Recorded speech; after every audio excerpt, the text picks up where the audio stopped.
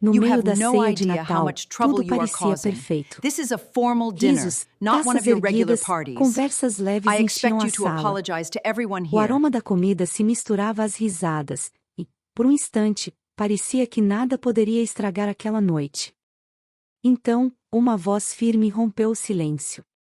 Marina, explique por que existem pessoas morando na casa que eu comprei para você. Ninguém respirou. Meu pai congelou, com o garfo suspenso no ar. Minha mãe desviou os olhos. Minha irmã empalideceu. Eu apenas franzi a testa. Casa. Que casa? Nunca tive imóvel algum. Morava de aluguel, contando cada centavo para conseguir fechar o mês. A acusação parecia absurda. Mas os rostos diante de mim contavam outra história. Havia medo. Havia culpa. E havia um silêncio que parecia ensaiado. Minha avó continuou olhando diretamente para eles, como se esperasse uma confissão. Em vez disso, surgiram desculpas confusas.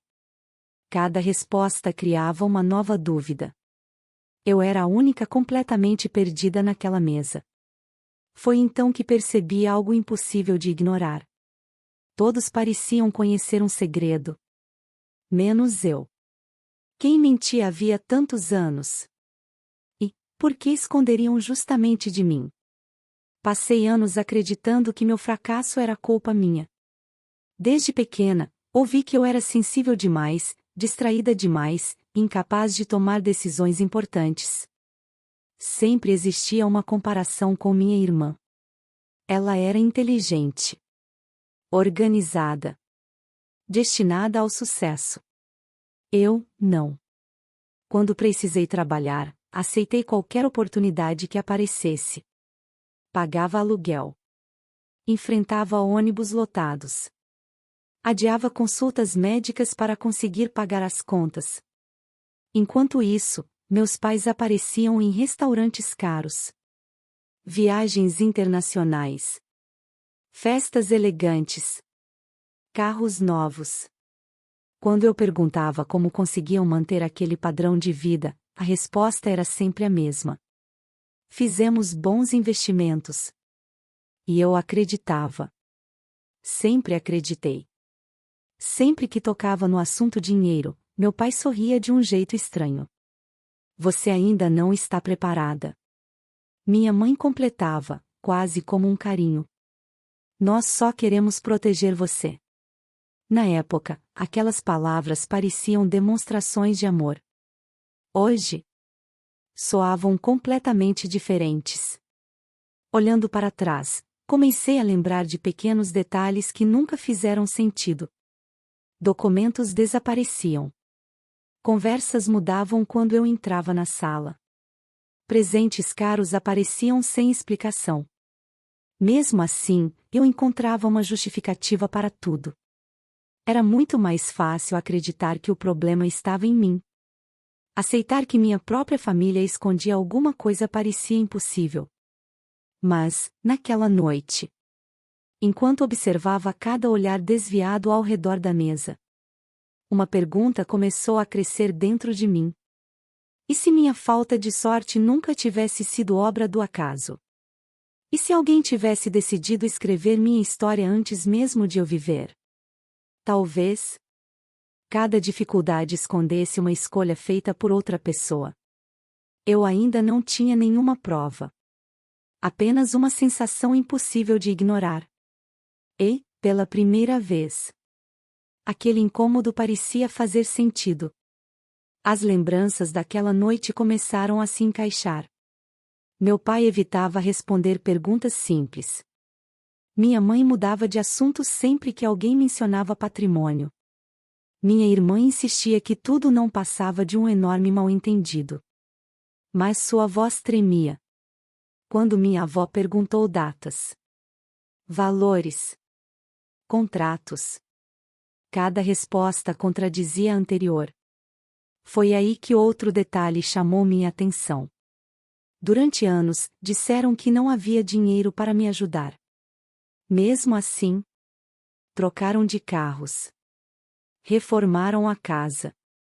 Viajaram para o exterior diversas vezes. E eu nunca questionei. Quanto mais observava, mais estranhas aquelas coincidências pareciam. Recibos desaparecidos. Conversas interrompidas.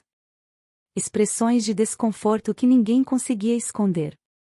Nenhum deles conseguia sustentar a mesma versão por muito tempo. A confusão começou a dar lugar à desconfiança. Se todos estavam dizendo a verdade, por que cada resposta criava uma nova contradição? Meu coração acelerou quando percebi algo ainda mais assustador. Ninguém parecia surpreso com a existência daquela casa. O único choque naquela sala era eu descobrir que ela existia. Naquele instante, deixei de procurar um simples esclarecimento. Passei a acreditar que havia algo muito maior escondido diante dos meus olhos. Algo que permanecerá enterrado durante anos. E bastava um único detalhe para fazer toda aquela fachada desmoronar. Naquela mesma noite, decidi parar de discutir versões. Chega de desculpas. Chega de justificativas. Era hora de seguir os fatos. Minha avó pediu todos os documentos relacionados à suposta casa. Meu pai hesitou. Respirou fundo. E, depois de alguns segundos que pareceram uma eternidade, entregou uma pasta antiga. Dentro dela havia contratos. Extratos bancários. Procurações. E papéis que eu nunca tinha visto. Comecei a folhear tudo com cuidado. Logo nas primeiras páginas encontrei datas que simplesmente não faziam sentido. Um contrato de aluguel começava meses antes de eu supostamente autorizar qualquer administração do imóvel. Como aquilo era possível? Continuei olhando. Então encontrei outro documento. Minha assinatura estava lá. À primeira vista. Parecia verdadeira. Mas havia pequenos detalhes. Traços diferentes. Curvas que eu nunca fazia. Algo estava errado. Minha avó chamou um advogado de confiança. Ele chegou poucas horas depois. Sentou-se calmamente diante da mesa. Analisou cada folha sem dizer quase nada. Depois pediu mais documentos. Queria registros bancários. Histórico do imóvel. Transferências financeiras.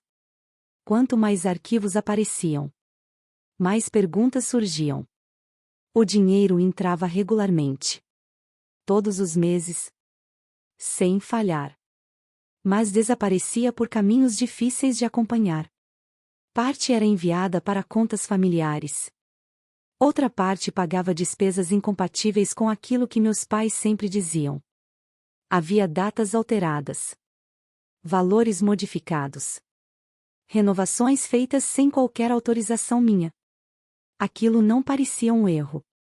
Também não parecia improviso. Parecia um método. Um sistema repetido durante anos. Cada descoberta respondia uma pergunta. E criava outra ainda maior. Se conseguiram controlar um imóvel inteiro sem que eu soubesse. O que mais haviam feito usando meu nome? O advogado levantou os olhos lentamente. Respirou fundo. E falou apenas uma frase. Isso merece uma investigação completa. Pela primeira vez. Ninguém tentou interrompê-lo. O silêncio naquela sala dizia muito mais do que qualquer explicação. Eu sentia que ainda estávamos apenas arranhando a superfície. Existiam respostas escondidas. E alguém tinha trabalhado muito para mantê-las enterradas. Naquele momento compreendi outra coisa. A casa era apenas a ponta do iceberg. O problema nunca foi um único imóvel. Era um sistema inteiro construído para me manter dependente. Sempre que eu demonstrava confiança, alguém lembrava um erro antigo. Quando conseguia um trabalho melhor, diziam que era apenas sorte. Quando sonhava mais alto, falavam que eu acabaria decepcionada. Sem perceber, parei de confiar nas minhas próprias decisões. Enquanto isso, minha irmã recebia tudo: cursos, contatos, oportunidades, incentivos. Tudo parecia natural. Como se ela fosse simplesmente mais preparada. Agora eu enxergava outra realidade. Cada escolha fortalecia a imagem dela. E diminuía a minha. Minha família também controlava as informações. Cartas importantes. Contratos. Contas. Decisões financeiras. Tudo passava primeiro pelas mãos deles. Eu recebia apenas pequenos fragmentos. O suficiente para continuar dependendo deles. Nunca o quadro completo. Foi então que compreendi a pior parte. O verdadeiro patrimônio roubado nunca foi apenas dinheiro. Roubaram minha autonomia. Minha coragem. Minha confiança. Roubaram anos inteiros da minha vida. Fizeram eu acreditar que precisava deles para sobreviver. E usavam essa dependência para justificar cada mentira. O advogado começou a organizar todos os documentos em uma enorme linha do tempo. Cada papel se conectava ao seguinte. Nada parecia acidental. Nada parecia impulsivo. Havia planejamento. Estratégia. Paciência. Era como assistir à construção de uma prisão invisível. Uma prisão que eu nunca percebi existir. Minha avó permaneceu em silêncio durante vários minutos. Depois olhou diretamente para mim. Sua voz saiu baixa. Quase um sussurro. Você nunca foi o problema. Aquelas palavras atravessaram meu peito. Muito mais do que qualquer documento. Passei anos tentando consertar defeitos que talvez nunca tivessem existido. Comecei a lembrar de oportunidades recusadas. Entrevistas canceladas. Projetos abandonados. Sempre havia alguém dizendo para esperar. Para ter calma. Para não correr riscos. Hoje eu entendia. Aquilo nunca foi proteção. Era controle. Quanto mais eu duvidava de mim, mais fácil era manter toda aquela estrutura funcionando. Mesmo assim, uma pergunta continuava sem resposta. Se descobrir aquele imóvel já revelava tanta coisa. Quantos outros segredos ainda permaneciam escondidos? E, naquele instante, ninguém fazia ideia de que a próxima descoberta mudaria completamente tudo o que eu acreditava sobre a minha própria vida. Na manhã seguinte, o advogado voltou. Mas, dessa vez, não estava sozinho. Ao lado dele havia uma perita em documentoscopia e um contador forense. Eles não chegaram trazendo opiniões. Chegaram trazendo provas.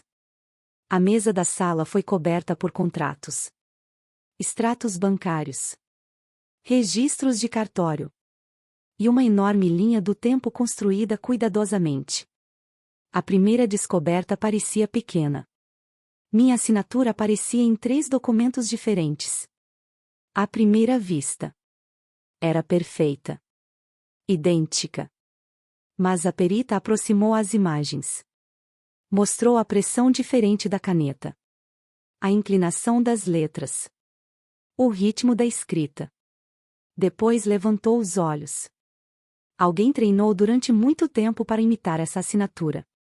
O silêncio voltou a dominar a sala. Logo surgiu outro detalhe.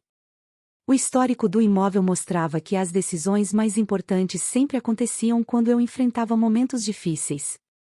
Depois do meu acidente. Durante mudanças de emprego. Nos períodos em que eu estava emocionalmente fragilizada. Coincidência? Não. Aquilo parecia cuidadosamente calculado. O contador abriu uma planilha enorme. Cada aluguel recebido deveria entrar em uma conta específica. Mas não era isso que acontecia. O dinheiro seguia caminhos diferentes. Parte pagava despesas pessoais. Outra quitava empréstimos. O restante desaparecia em sucessivas transferências entre contas da própria família. Quanto mais avançávamos, menos espaço existia para dúvidas. Datas alteradas. comprovantes incompletos. Contratos renovados sem qualquer autorização minha. Nada apontava para um erro isolado. Era um padrão. Repetido durante anos. Então, apareceu um envelope antigo. Esquecido dentro de uma pasta. Achei que fosse apenas mais um contrato. Não era.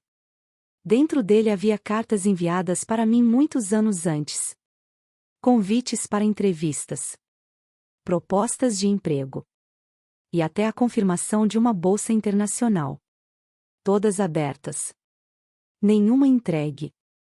Algumas continham anotações feitas exatamente com a mesma caligrafia encontrada em outros documentos. Meu coração disparou. Passei anos acreditando que nunca tinha sido escolhida. Que eu não era boa o bastante. Na verdade, eu nunca soube que aquelas oportunidades existiram. Minha avó fechou os olhos. O advogado permaneceu em silêncio. Era como se esperasse que eu finalmente ligasse todos os pontos. E eu liguei. As dificuldades financeiras nunca serviram apenas para esconder dinheiro. Elas impediam minha independência. Minha insegurança também não nasceu sozinha. Ela era alimentada sempre que uma nova oportunidade surgia. Foi impossível continuar acreditando que tudo tinha acontecido por excesso de cuidado. Cada decisão parecia planejada para limitar meus passos. Sem levantar suspeitas. Quando pensei que finalmente conhecia toda a verdade. O contador retirou mais um documento do arquivo do banco. Era uma autorização antiga. Muito antiga. O nome parecia ser o meu. A assinatura também. Mas havia um detalhe impossível de ignorar. A fotografia anexada ao documento. Não era minha. Naquele instante, ninguém conseguiu manter a fachada. Meu pai tentou sorrir.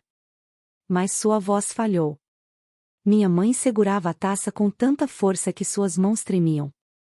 Minha irmã rompeu o silêncio. Disse que apenas confiava nos nossos pais. Que nunca perguntou de onde vinha o dinheiro. Pela primeira vez. Ninguém acreditou nela.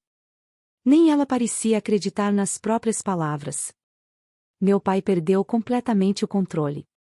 Começou a culpar minha mãe. Disse que apenas assinava os documentos apresentados por ela. Minha mãe respondeu imediatamente. Afirmou que todas as decisões financeiras sempre foram dele. Em poucos minutos, anos de união desapareceram. Minha irmã chorava. Meu pai gritava. Minha mãe alternava entre negação e desespero. A família perfeita existia apenas enquanto ninguém fazia perguntas. Minha avó permaneceu em silêncio. Depois fez apenas uma pergunta. Algum de vocês consegue olhar para ela, sem sentir vergonha? Ninguém respondeu. Porque ninguém conseguia. Percebi então que eles já não discutiam para descobrir a verdade. Discutiam apenas para escapar das consequências. Cada palavra revelava um interesse escondido. Cada silêncio confirmava que ainda existiam segredos. Quando estendi a mão para pegar o último documento, vi uma assinatura esquecida na última página. Não era do meu pai. Também não era da minha mãe. Era de um antigo contador da família. A investigação confirmou sua participação. Meses depois, todos os envolvidos respondiam na justiça. Recuperei o imóvel. Recuperei parte do dinheiro. Mas, acima de tudo, recuperei a mim mesma. Voltei a estudar. Aceitei novos projetos. Reconstruí minha vida. Sem pedir permissão para ninguém. Também compreendi que vencer nunca significou apenas recuperar patrimônio. Significava impedir que outras pessoas passassem pela mesma manipulação. Foi por isso que criei um programa de apoio para jovens que tiveram seus sonhos destruídos dentro da própria família. Cada bolsa concedida representava um novo começo. Hoje, quando olho para trás, não penso apenas no que perdi. Penso na liberdade que finalmente conquistei. Algumas feridas continuam existindo. Mas elas já não decidem o meu futuro. Porque a maior vitória nunca foi vencer quem tentou me destruir. Foi transformar aquela dor na oportunidade que alguém ainda precisava para recomeçar.